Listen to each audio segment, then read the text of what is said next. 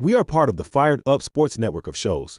Please check out other Fired Up Sports Network podcasts like the P-Lot Pod, Water Cooler Talk, Bell Smashers, Philly Sports Love and Pain, Drunk on Broad, Beer Battered Sports, and the Fired Up Sports Show, which are available on all major podcasting hosting sites and social media. Also, check out Mark Ramos' Roundup on firedupsports.com, which breaks down the happenings going on with all your favorite local teams.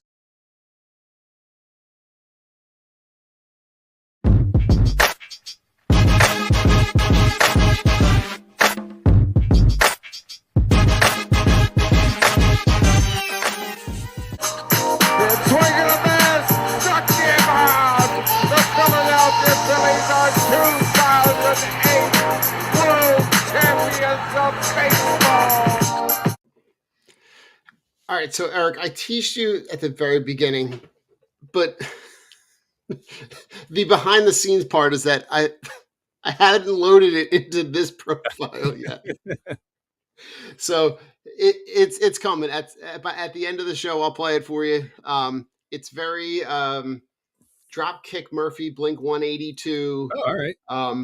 But it's a Philly sports themed inspired song for the show. Okay. And we'll play it on the way out. But it's there we go. We're back talking Phillies. It's good to see the palm trees and the green grass, considering the way that winter has evolved. It's good to have the team back. You know, being able to see some of the young guys on TV. You're getting to see some of the veteran guys interspersed a little bit. Want to start with the offseason a little bit. I don't know how to describe it. It wasn't underwhelming. It wasn't overwhelming. But I think the theme around a lot of it was like running it back, because you're seeing a lot of very similar faces. Talk to me about where you are in terms of the way that this team is coming into the offseason, coming off a season that, you know, very productive regular season. We have the very emotional end of the season, the way that series ended with the Dodgers. Talk to me about where you are coming in terms of the additions and subtractions that were made in the offseason. So I think if, going into the offseason, the team was pretty clear that their goals were to re-sign Schwarber, re-sign Real Muto, and then kind of add on the fringes. And that's really what they did. So I think from an organizational perspective, this offseason could be looked at as a success. I think the worst thing that happened for the fan base was getting the hopes up about the Bo Bichette signing, because then it's like, oh, they have this money to spend. Why are they not doing it? And that's where I feel like the front office kind of took some hits in terms of, public opinion, because it's like, well, they had this money for Bo Bichette. Why are they not spending it elsewhere? So to me, if you take out the Bo Bichette thing that was going on, I think this offseason can be looked at as a success. Getting Schwarber back, you needed power. There's no one else in this lineup who's hitting for power right now. Real Muto, is he the best catcher? No, but he's good at handling his pitching staff. And I don't love the extra year there, just because catchers don't age well, even if you're an athletic freak like JT or Muto is. But I think the one thing that they really made a lot better is the bullpen. Just straight through, like getting, I like Matt Strahm, but even the trade, like Jonathan Bolin, I'm excited to see him pitch. Brad Keller is awesome to have as kind of your setup guy going to Duran. So I think the strongest point of this team right now could, on paper, be the bullpen actually going forward. I'm a little underwhelmed that they did not go and get really any depth pieces in the starting rotation. I know they signed Connor Gillespie on a minor league deal the other day, which is, I think he's mostly there for AAA depth. Right. So it's like they're putting a lot of stock in Andrew Painter starting the season and being, really good right away, which I think is not necessarily realistic. I mean, the kid, I think, is still going to be really good. I have not soured my expectations on him at all. But, I think as a 21, 22-year-old coming off of Tommy John, like, I know his last season was kind of underwhelming, but it sounds now like the command's back. He's pitching today, so I really can't wait. Yeah, to see I was going to say, the reminders are set this afternoon to be able to sit down and watch him throw. because we haven't had a chance to see him really, dial it in for, any decent amount of stretch of time. Because when what we saw last year, I think there is always that that gap year post surgery, trying to figure it out. It seems like the arm slot was definitely something that they've identified and addressed, and it seems to through all the reports that you hear, seems to have really kind of auto corrected, and they do like what they see. The loss of Ranger Suarez, that piece is going to be a piece that I think really does affect their starting pitching depth, in the hopes that you're really going to have to rely on, to start the season, Christopher Sanchez and Jesus Luzardo to be able to really carry this starting pitching staff, because Aaron Nola had a very, very inconsistent year last year. Taijuan Walker is what he is. Zach Wheeler, I think, is something that you look for in the May, June, July window. But the back half of this starting rotation feels like the back half of this lineup. That it's very, very good. It's very top heavy, but very there's a lot of unknowns there. A lot of question marks. Yeah, and it's Taijuan Walker seems to be just like the ball that the ump just kind of rolls out every fifth day. That he's just kind of there, and it's just year after year of you kind of know what you're getting, and you know that it just kind of is what it is. I think I would completely agree with you that I would have loved to see them be able to bring in something that was that elevated the level of competition for the back half of that starting rotation, because I think the additions that they made in the bullpen are significant. Mm-hmm. The having Johan Duran for a year, having him for the full year to start the season, bringing in Brad Keller, getting back Jose Alvarado. I think we have the opportunity to maybe see a more mature Orion Kirkring. I love the maturity of facing the media directly after that game, taking the accountability and really being able to, that to me seems like a level up, considering some of the pitfalls that he's had earlier on in his career, where that negative on-field performance really seemed to affect him. But they seem to have some really good depth. And I think the under the radar addition is a guy that you just mentioned, Brad Keller.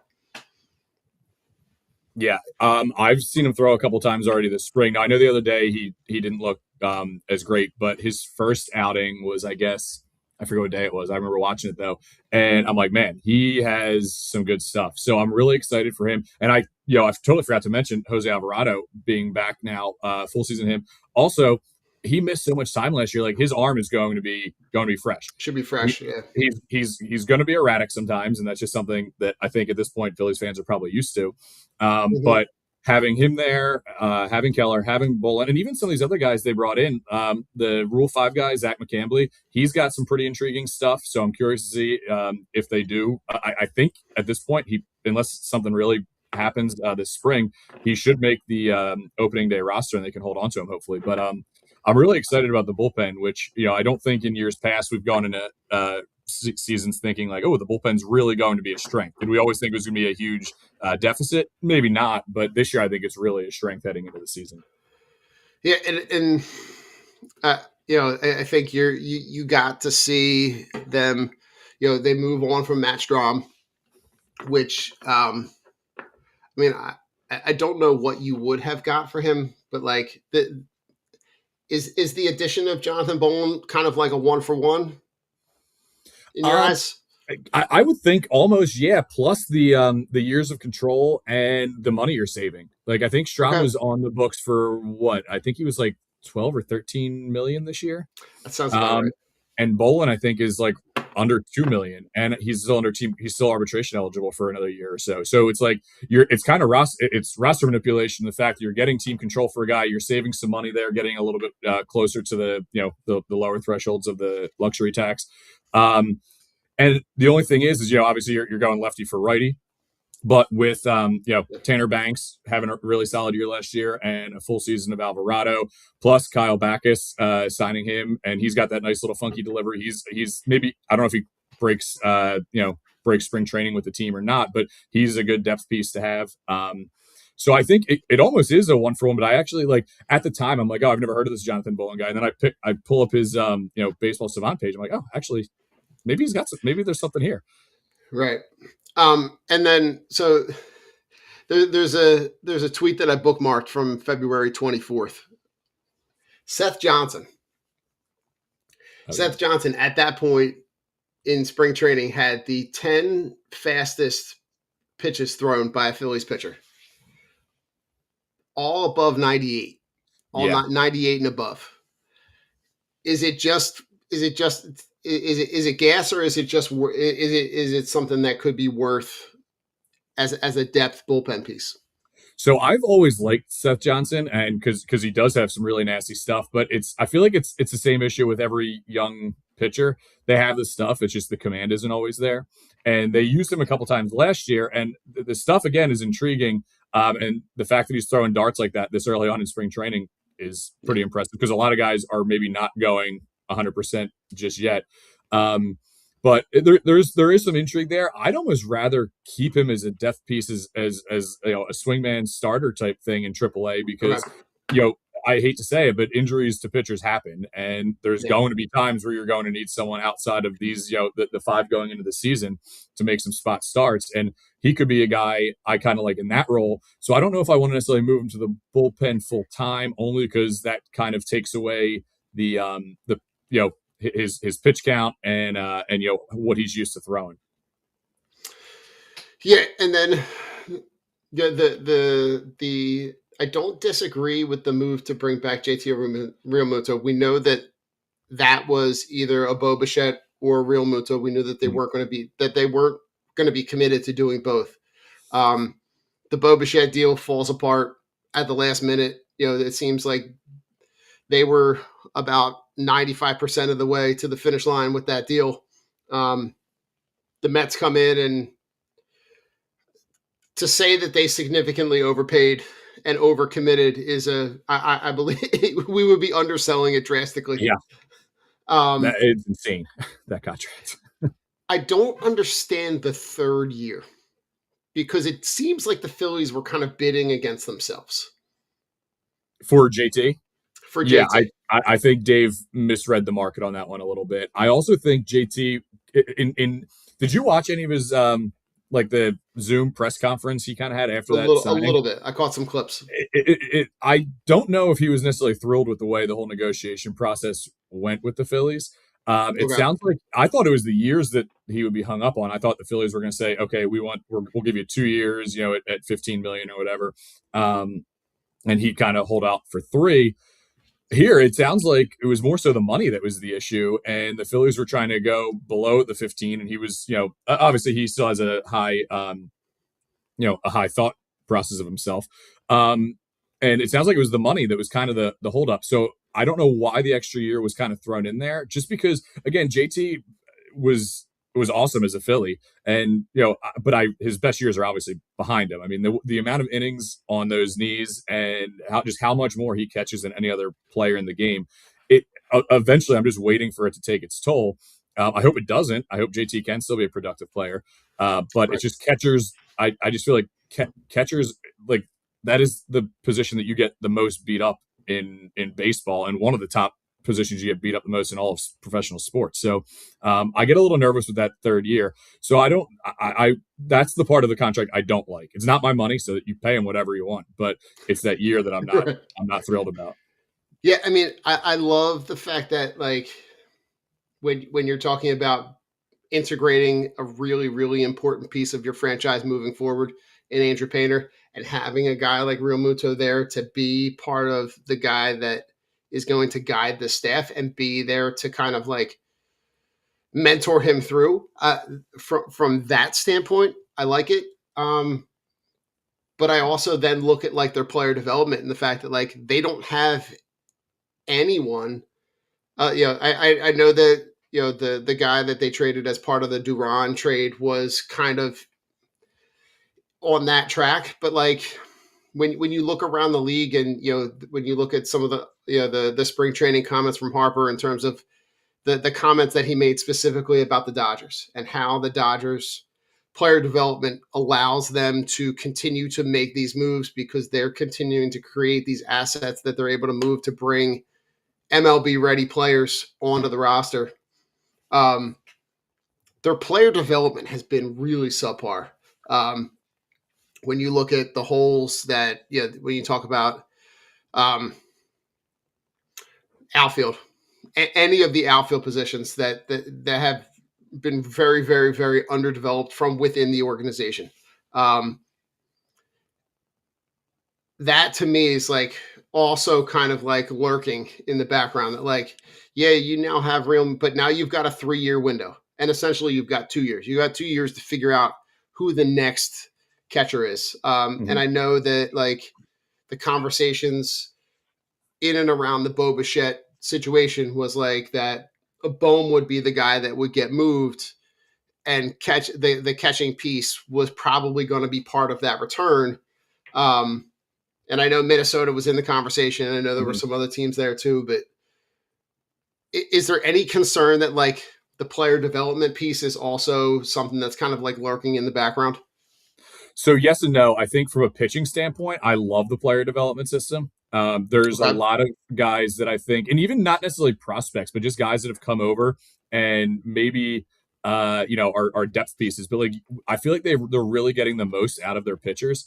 It's the offense standpoint that I think is still lacking in the player development. Like Aiden Miller was going to be able to hit whether there was player development there or not. Justin Crawford was going to be able to hit whether there was player development there or not. But you're looking and there's not really many other guys who are really making that next jump. Like Gabriel Rincones Jr. is intriguing because of the pop, but like he's probably not an everyday. He's probably a solid part of a platoon outfield position, but he's probably not an everyday player. So I think from a player development standpoint, I really like what they're doing with pitching, but from an offensive standpoint, I think they are lacking. And catching depth is something that the organization has basically zero of. Rafael Marchand hasn't really done anything. Now, he hasn't really gotten a ton of playing time either, but he hasn't really done anything to prove to me that he can like be that next guy. Fine backup, great. There's another Caleb Ricketts is another interesting catching prospect, nowhere near what Eduardo Tait was projected to be. But then there's also conversations that Tait might not have even stuck a catcher, so it's like you never really know. But I am a little nervous about the catcher development that we have going on down there. And just to kind of jump off that right now, Aiden Miller is also the guy that is on everybody's radar, who's now going to probably take a step back because of the lower back injury. Is he a guy that we can see at some point this year? I love the comments that the most recent comments in an interview where he's talking about like essentially being positionless. He's not really stuck on being identified as any specific position that like he's kind of like, I just want to get there. So by whatever means necessary, when he's healthy, we know that injuries are inevitable throughout the season. Is he a guy that like, if there's an opening at this level, regardless of position, is he a guy that they just kind of look to see like, and I say that, Eric, because you see it around the league all the time. Teams are bringing up guys younger and younger and younger and just kind of like seeing what they have.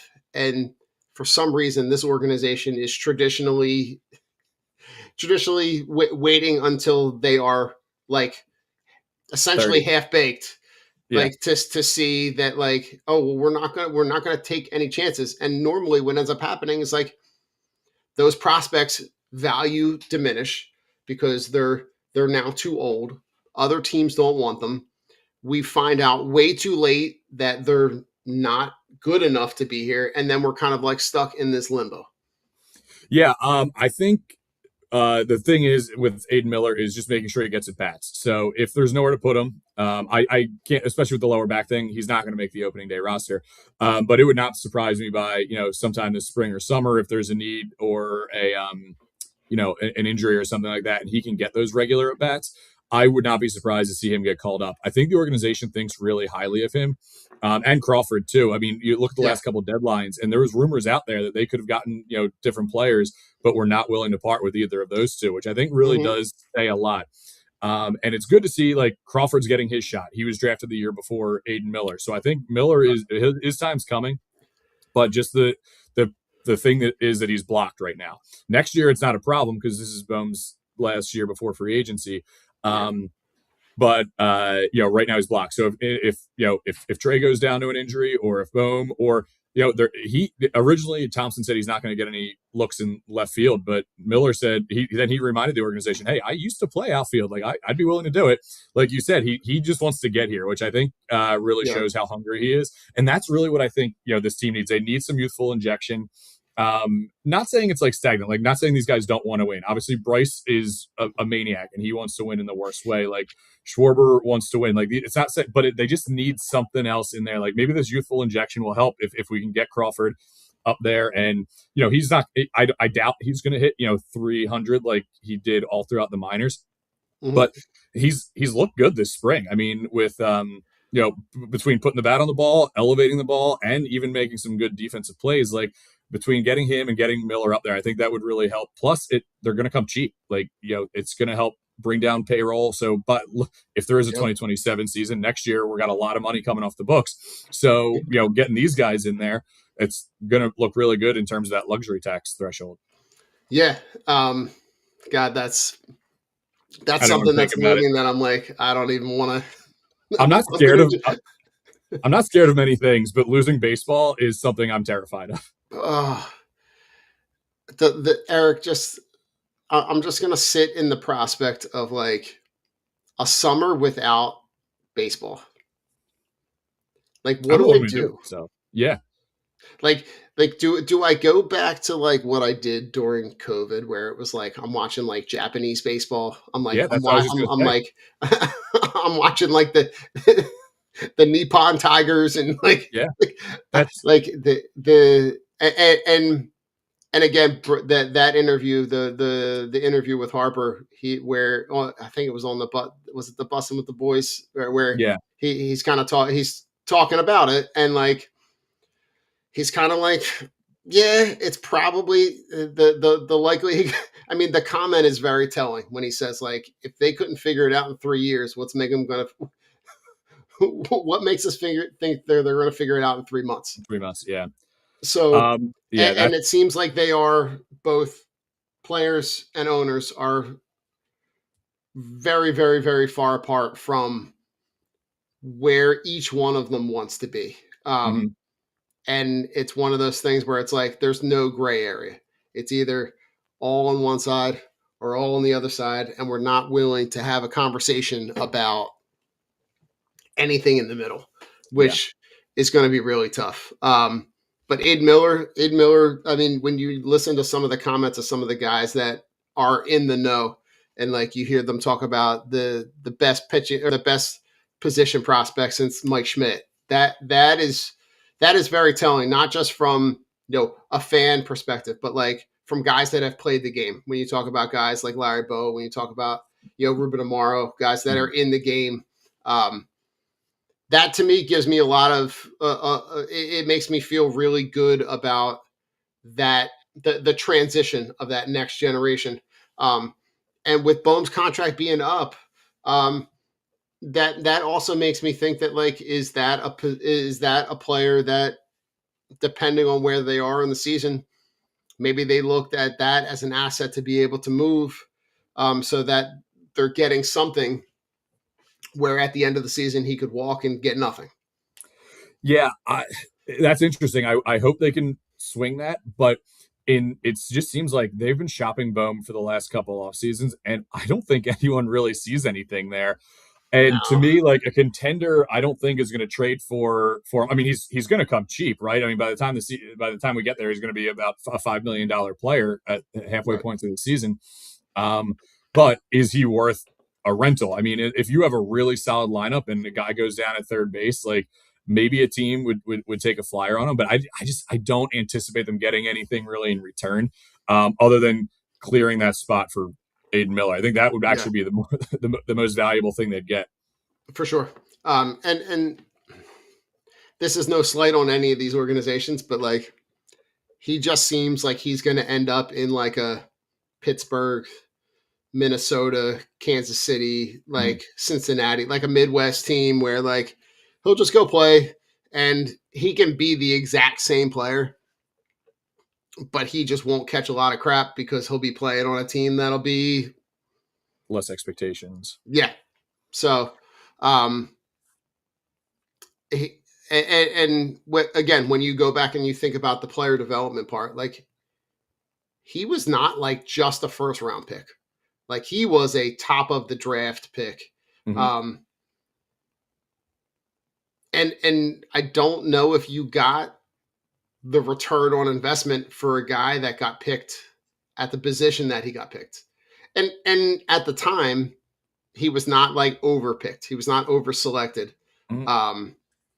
So I don't know. He is just, Bohm seems to me like he's just an enigma that like, it's like you like, you wish and you want him to be really better, but he's just not. The double plays. I swear to God, every time he is up with a runner on base, I'm like, please don't do it. And he just doesn't listen. I really think with Alex Bohm, if he was not hitting in the position there where he is, he would be a fine player. Like, again, would he be great? No, but if he was hitting, if he was like your 7-hole hitter, I mean, the guy he can drive in runs. He's slow as molasses and has like zero power for being a 6'5" guy. I will never get how this guy cannot hit a home run. Maybe contract year Bohm. Do we maybe see 20 homers for him this year? I doubt it, but you know what? Maybe he needs the contract year here. But it's like I've wanted to like him, but it's just it's the ground balls and the double plays that it's just like I feel like it doesn't matter like what the situation is. He just always is grounding into a double play. Yeah, I mean his ability to be able to ground into a double play is the same as the Aaron Nola walk and a home run. Yeah, it's like they always are connected. They're always. It's just. God. Well, speaking of Nola, can I say something about Nola? Go ahead. All right, so bold prediction. I think it's an even year, so Nola's traditionally better on even years anyway. Plus, he threw under 100 innings last year. His arm is going to be pretty solid in terms of rest. He saved some darts, hopefully. Now this doesn't mean a whole lot, I don't think, but I saw a tweet the other day that in his outing on Friday, his fastball was averaging a little higher in terms of velocity than it was this time last year.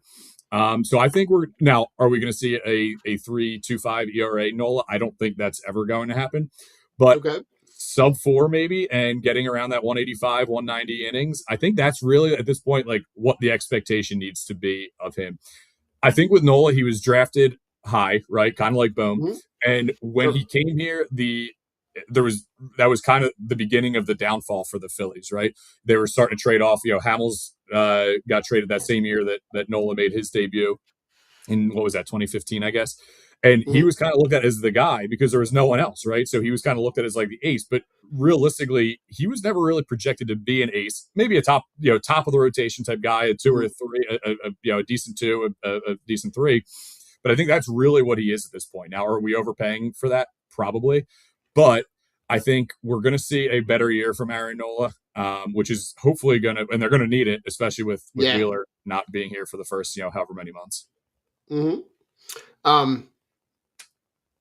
I like it. I think you have, he definitely does have an opportunity to be able to solidify a good season considering how last season played out. It can't get worse, right? I mean, it can't get worse. I mean, your lips to God's ears, because it's well, pitching for Team Italy might help with that a little bit. So We'll see. Listen, the World Famous Baseball Classic Italian in stuff, there. Nope. you never know. But if they're going to be successful, he's got to be significantly better than what he is right now. Oh It yeah. just, and then when Wheeler comes back, any chance that they start with like a 6-man rotation? You think, So just to I kind of think ease Wheeler back? they might, but he's the guy who hates the 6-man rotation. So it's Right, like they'd be better off trying that before he comes back. But for sure. yeah, I don't know, because they're going to have enough pitchers, barring any injuries, right? Like if Mhm. in a perfect world, you're going to have Painter and Walker kind of taking that back into the rotation, but you're still going to have Sanchez, Luzardo, Nola, and then Wheeler comes back. So I wonder if they do like one of those things where whoever is kind of not, if Walker is just pitching okay, maybe kind of do that swingman role that he had, For sure. last year, where he could be a starter, but he could also pitch out of the pen a little bit. But I don't know. I kind of like the idea of the 6-man rotation every now and then, not for a full season because it drains your bullpen eventually, but for a couple weeks here and there, just to kind of save, especially with a guy like Painter, who's probably going to have some sort of innings limit Restriction. Yeah. this year. So I think that would help in some cases. But it's just funny that Wheeler's the guy who hates a 6-man rotation, and he's the guy we're talking about bringing to that. Yeah, yeah. It's just something that I thought of. Like, Yeah, because no, it is an interesting point. it seems like maybe at the very beginning of that integration, maybe that's something that they look at. But Yeah, or and I'd be curious to see if they do it, if they would entertain it, Eric, even if it's not for him. that's I was Like just if going to say. Yeah, Okay, he pitches every 5th day, and then you could spread out those other guys a little bit. Yep. okay, like that. That's like you're gonna need a little bit of an out of the box approach to Yeah. be able to get this team to the postseason. Because while I definitely don't want to wish away the season and say like get me to October, but this team has progressively taken steps back in each one of the regressing postseasons since the World Series appearance. And then you're also going to have you're going to have Trey Turner coming off what was a really great season, a season where he finishes in the top 5 in MVP. Yeah. That you're going to have another year older of Bryson Stott. You're going to have, I think this with, and we didn't even talk about the Dombrowski and Harper feud over the offseason with the comments about him, quote, not being elite or not having an elite season. And Harper kind of taking that to heart. I think this might be an opportunity to have Harper really kind of elevate his game a little bit. But my initial thought on all of that is like, you have not given Harper protection ever since he's been here. He's been the protection. And he's and his numbers have kind of suffered for that. And absolutely, I would have, now and coupled that conversation with the addition of a guy we've been talking about for the past 2, 3, 4 deadlines with Adolis Garcia.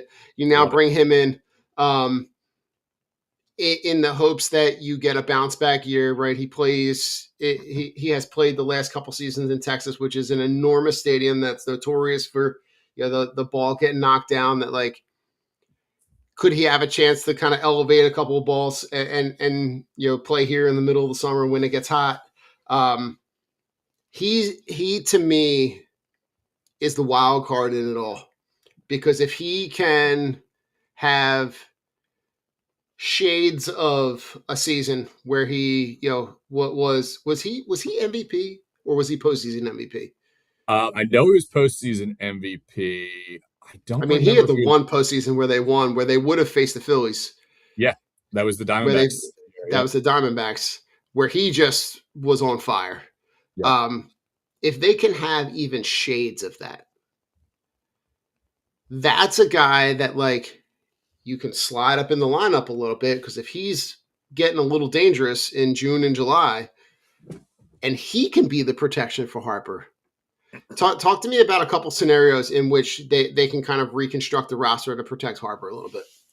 I think the point you just made, Adolis Garcia, I really like that signing. Just for for the 1 year deal, just see what they can get out of him, right? Can they kind of make this a reclamation project? To me, if he hits 25 homers, I would consider that a great success for this lineup. And then you maybe can move him up and kind of protect Harper. Other than that, like I don't really know. Like the only other way you could do it is maybe flip flop Schwarber and Harper, but then Schwarber's doesn't have the protection. Like I really think Schwarber's a great hitter, but having Harper hitting behind him all year last year, that probably helped contribute to the fact that he hit 56 home runs. Mm-hmm. So in house, I don't really think there's anything that they can do. It seems like Bohm's going to be that guy at least to start the year. To me, Adolis Garcia, I think has a potential to unseat him and maybe move him down the lineup, which I think really helps Bohm Both and of them, yeah. Garcia in that case. I saw a tweet yesterday, I think it was, that Garcia still has not struck out in spring training, which pretty impressive because he's a big swing and miss guy. I was going to say he's a huge swing and miss guy. Swing and miss guy. However, he has also not walked because he's never going to do that either. I feel like basically we just got a cheaper version of Nick Castellanos and what they wanted Nick Castellanos to maybe be. Because if Castellanos pans out, we're not having this conversation, right? He was kind of supposed to be that guy, and it just never really panned out. So I think Garcia and him have have a lot of similarities in the fact that if they get a hold of the ball, they can really crank it out of the stadium. But there's also lots of swing and misses, low on base percentage because they don't like to walk. I was looking. I think Adolis Garcia had a sub 300 on base percentage last year, which is like it's really, I think it's like almost hard to do, right? Like I mean he's just like not walking at all. So hopefully he can work on the patience a little bit. But to me, I'm sure everyone's seen the pictures at this point. Like the dude's ripped. If he gets a hold of a baseball, he's gonna. I can't wait to see the first Adolis nuke go out left field. But I really hope he can put it together because he can be that guy to kind of give Harper some protection. Yeah, Eric.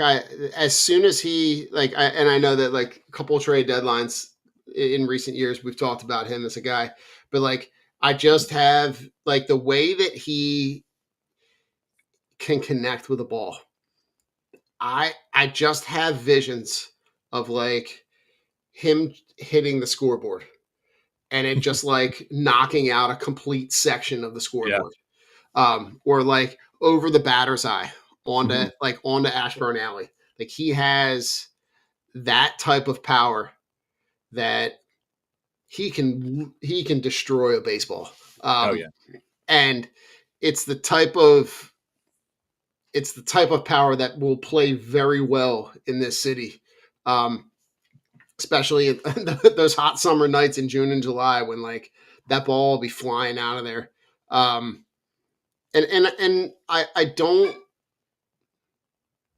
I don't hate the idea of him just trying to put the ball in play. Like that is something that and you mentioned Castellanos, right? They end up. The idea that you could have gotten anything for him, considering everybody in the world knew that you had no desire to like that was the worst kept secret. Yeah. In all of sports at this point. He ends up with the Padres. He's gonna do whatever he's gonna do. They're gonna pay whatever they're gonna pay, pretty much his entire salary. But the opening that allows for Adolis Garcia, and then the addition of Justin Crawford. The conversation is really around Justin Crawford being the guy who will essentially reset the lineup in that 9-hole, which I think is a really good spot for him to start in terms of being able to just like do what he can do best, which is put the ball in play, get on base, and just try to steal bases and be in play for Turner, Harper, Schwarber. Yeah, no, I really like that because he's the guy who, like you said, just puts the ball in play. You're not going to, he's one of the guys who's not going to have a lot of strikeouts, which is kind of nice to see. But yeah, kind of being like that, that back of the lineup, like almost, leadoff hitter type style there, I think is perfect for him. Like I said earlier, he's been impressive from what I've seen so far this spring. It seems it seems like they want to give him, and they kind of made it pretty obvious they want to give him that job. It basically sounded like if he had a bad spring, maybe they'd look a different direction, but he's doing everything I think he needs to do to make that opening day roster. And I mean, that double he hit in that first spring training game, like off the top of the wall, and I think it was in the opposite field gap. Yeah. And I was like, oh, that was kind of impressive. I'm like, all right, maybe we don't have to worry about the ground balls all the time. But I also saw him yesterday almost beat out a pretty routine play to shortstop. He's just that quick. So I'm really excited to see what he can do. And it's funny, like reading, all these different prospect ranking things. It's like Painter and Miller have always been kind of at the top of everyone's like general consensus, like Phillies prospect list. But a lot of people are kind of wishy-washy on where Crawford is. Like some reports have him really high, some have him a little bit lower. So it's always been kind of tough to tell what you were going to get with him. But I'm really excited to see what he can do because I think he's the type of player I think the lineup needs right now. Just get on base, put the ball in play, make things happen. Yeah. All right. So around the division. Yeah, obviously the Bichette deal is the one that is closest because he essentially has the deal in place with the Phillies and then goes to the Mets. Talk to me about the Mets go all out and spend and make a ton of roster moves to be able to kind of reconstruct what they're doing. They lose Pete Alonso. Is it still the Phillies and Mets, or are we still talking about the Phillies, Mets, and Braves in the same umbrella? I think the Braves are back in it. Now I don't know what it is, but injuries to their pitching staff happen like almost every day. I feel like it's crazy, and it's a shame because they have a lot of really good young players, but you're going to see another year of Ronald Acuna Jr. being healthy. So I think they're kind of.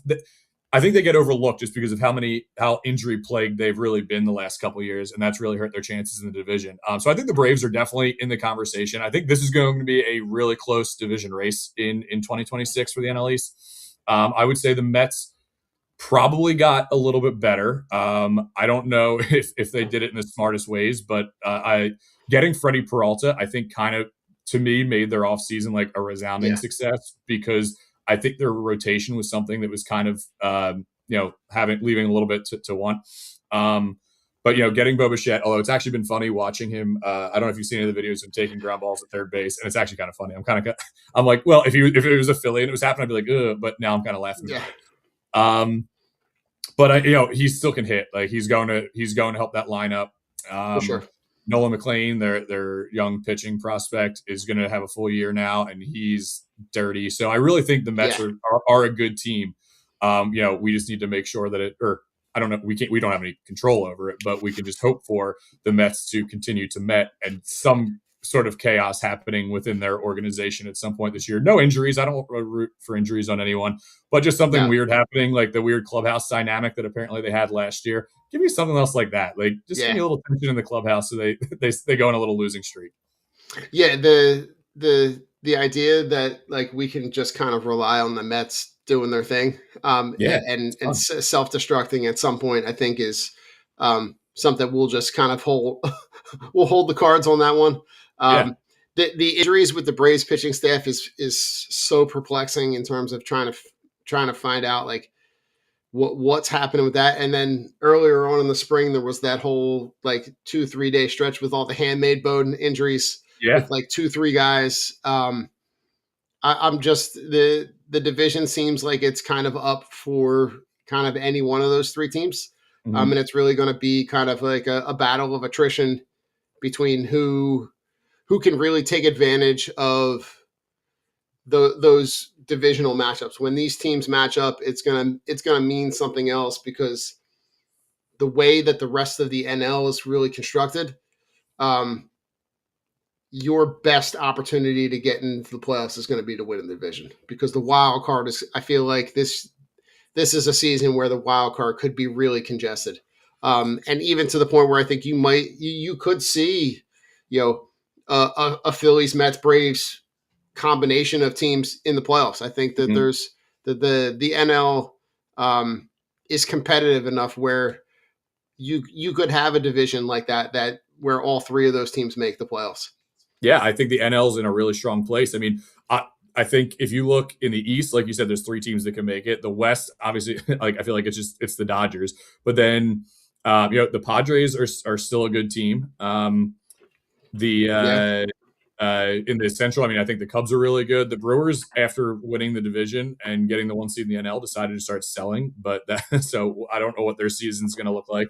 But yeah, I mean, the NL's in a good spot. There's a lot of good teams there, so I think winning the division is paramount, because you can't rely on other teams to lose. You have to kind of take it and run with it. for sure.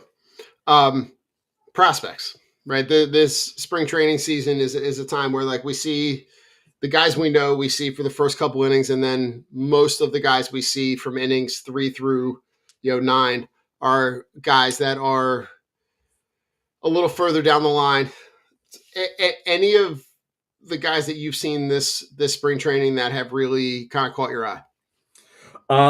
So Brian Rincon, who is he's another shortstop prospect, really good defender. He's played pretty well, actually. He's put the bat on the ball a little bit, and that's kind of been the knock on him is the bat. Everyone's saying he's pretty much a major league ready defensive shortstop now, but he just has to develop the hitting. He's impressed me in a couple games.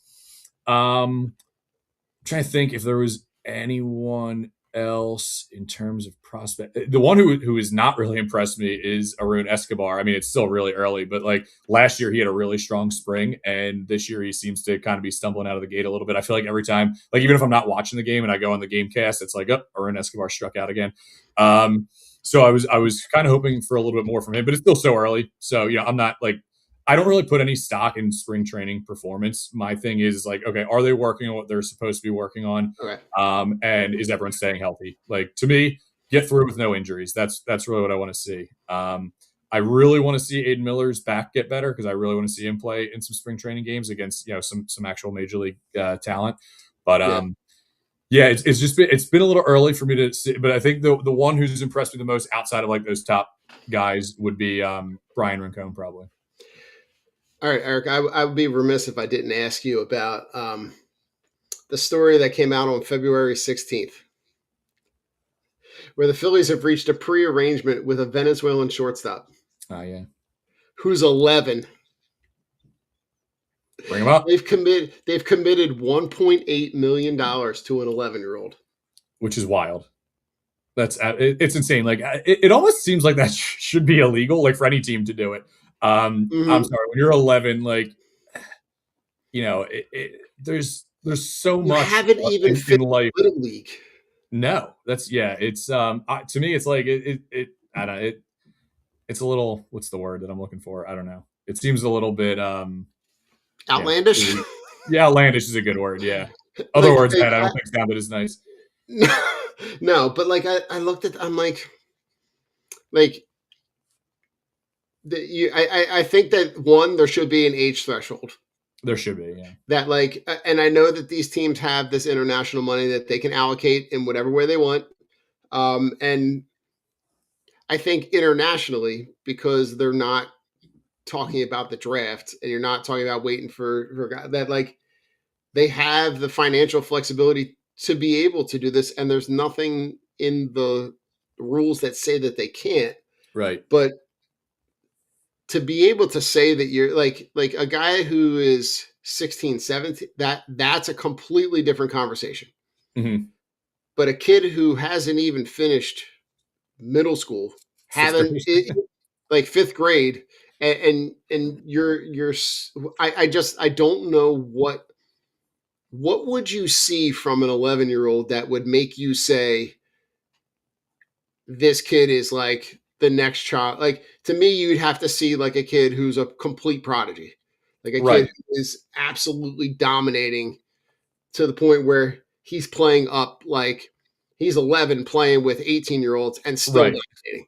Yeah, that's really all I can think of. Like I said, I just think we're both teachers. We kind of understand like what like an 11-year-old would be like, and it's like I can't imagine. I can't even imagine. I can't fathom it.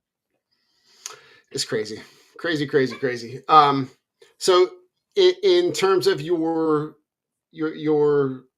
outlook going into the season now,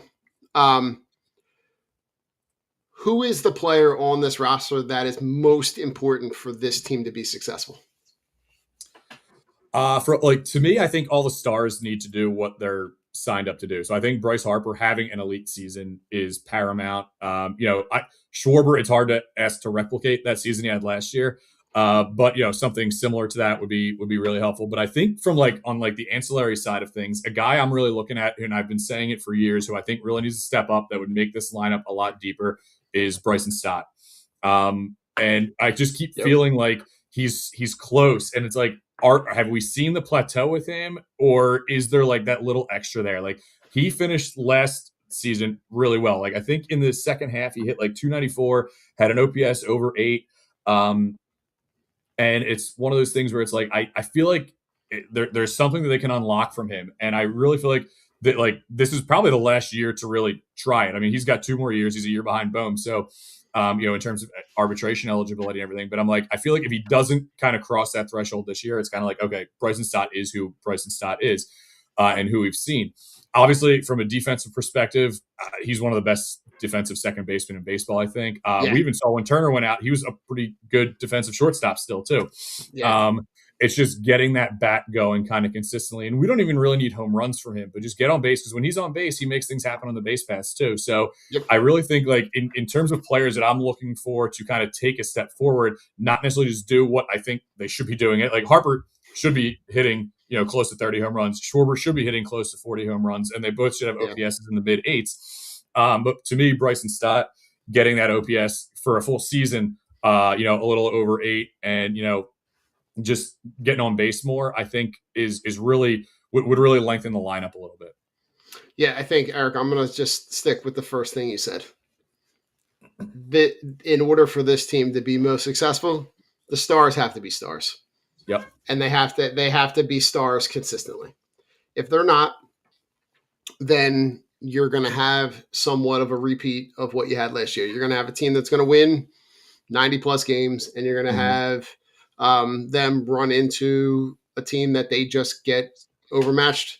And the shame of it is I really do feel like the way that season ended last year, that series with the Dodgers, whoever won that series was probably going to be the most likely team to go on and win the World Series, because those 2 teams were probably the best teams going into that playoffs. So I'm curious, but the stars have to be stars. So, And speaking of stars, right, we're coming off the Olympics. The MLB is going to roll right into the WBC. What are you looking for coming into or going into the WBC? I just really like watching it because it's competitive baseball, and there are some really, really, really good lineups out there. The U.S. is one, obviously, but Japan is really good. The Dominican Republic roster is insane. Venezuela's even got a decent roster. So I'm really looking forward to just seeing competitive baseball. I love spring training. I love seeing people sitting out in the berm. I love seeing Frenchies. I love seeing the palm trees and everything. But seeing baseball that that winning means something, is just going to be fun to see. And these guys seem to really, really, care about it. A lot of these guys really want to do it. Bryce seems pumped to go. Alvarado, I don't know if you heard his interview today. He sounds pretty pissed off about the insurance thing that he can't pitch for Team Venezuela. They put a lot of stock in it, and which means they're trying to win. They take pride in representing their country, and it's something that it's just good competitive baseball. I think the thing that I love is it's gonna kind of jump right off of the Olympics, right? That playing for your country, and if there's a way to get those competitive juices going a little bit early, right? Maybe, and we saw that with Turner a little bit, that kind of kick-started. He had a really good start to that season, but then it kind of petered off a little bit. That maybe this is an opportunity to kind of, fuel that desire specifically for the guys that are playing on this Phillies roster, that you're looking at an opportunity for, to see what that feels like, and to know that you're going into a season where you're going to have seasons in late, in the late summer, early fall, that are going to mean something. And, to be able to start that competitive juice now seems to me and just from a fan perspective. Seeing the game played at its highest level with its most competitive, like the most competitive version of it, this early, it's just really exciting. So, yeah, I'm looking forward to it. Yeah. Anything on the way out, Eric? Anything we missed? Anything you want to touch on? The only other thing I was going to mention was the World Baseball Classic. No, I mean, I'm just excited. Baseball's back. Get me to some warm weather and get me to opening day. All right, Eric. I promised you on the way out I would play you the song. Here's the intro song. So on the way out, go Phils. All right, let's hear it. You're listening to Drunk on Broad, Philly Sports Unfiltered.